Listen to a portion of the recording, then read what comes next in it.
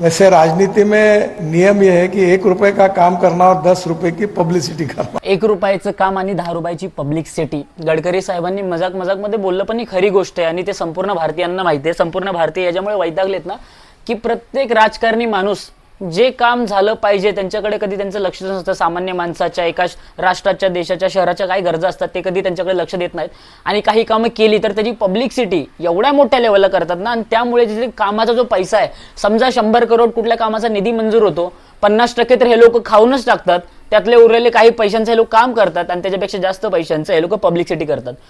सामान्य लोकांना ह्यांनी मूर्खात काढलंय. मूर्खात म्हणजे त्यांनी एवढं लाईटली घेतलं लोकांना. एका पब्लिकली जर असं स्टेटमेंट एका मिनिस्टर देतोय तर त्यांना पण माहिती आहे काय खरं काय खोटं आणि पब्लिकला पण माहिती काय खरं काय खोटं आहे.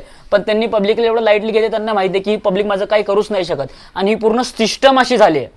करप्शन, पब्लिसिटी ह्या सगळ्या गोष्टींमुळे ना जे सामान्य लोकांच्या खरंच गरजा आहेत. आज आपला खरंच देश आहे ना खूप पुढे गेला असता, पण ह्या लोकांनी देशाची एवढी वाट लावून ठेवली आहे ना, एवढ्या पैशाची.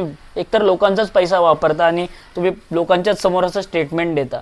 हे सगळं थांबवलं पाहिजे. त्याच्यामुळे आपण जागरूक राहून आपल्या शहरात, आपल्या राष्ट्रात, आपल्या देशात पुढाकार घेतला पाहिजे, जेणेकरून भ्रष्टाचार एक दिवस संपेल आणि बदल होईल. जय हिंद, वंदे मातरम.